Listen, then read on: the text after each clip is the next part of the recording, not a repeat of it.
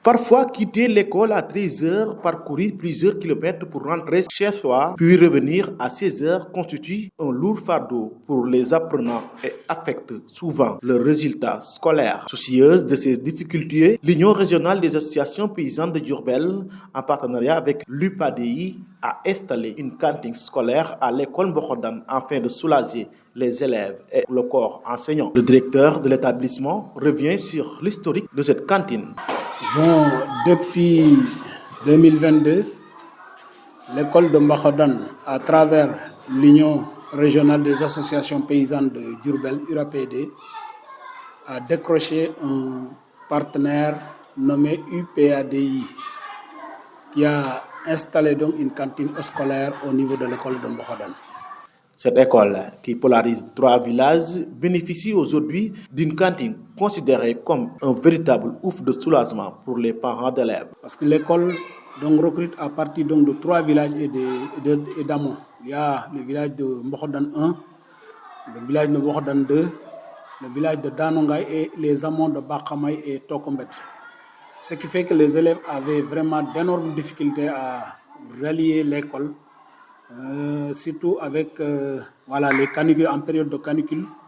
L'importance est énorme. Énorme. Franchement, je ne peux pas tout dire, mais je vais en dire un peu.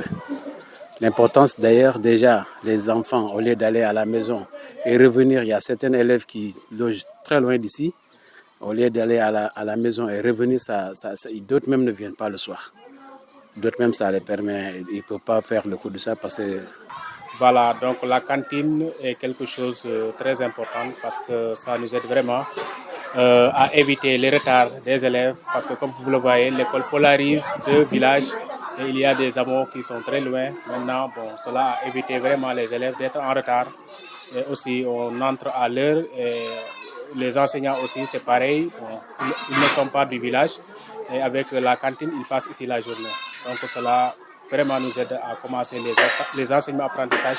Les menus proposés sont riches et équilibrés et contribuant à la bonne santé des élèves.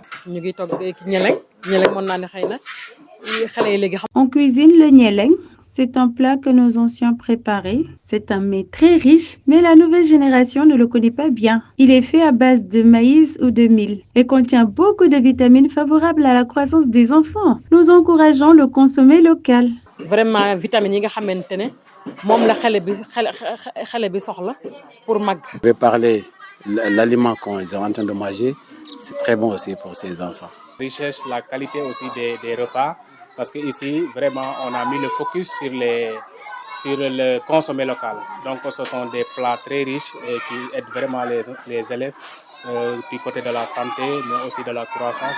Grâce à cette initiative, les résultats scolaires sont jugés satisfaisants par l'administration de l'école. Donc, depuis l'installation de la cantine, on a constaté donc qu'il y a donc plusieurs aspects positifs. Donc la hausse des résultats scolaires.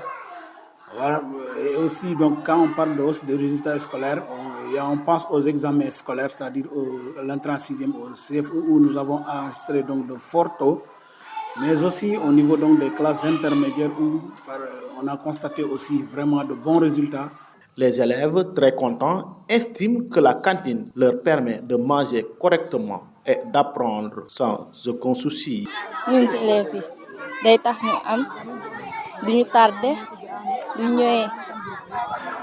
La cantine est une bonne chose pour nous. Elle nous permet d'arriver à l'heure à l'école et de manger avant de reprendre les cours. C'est très bénéfique pour nous, les apprenants.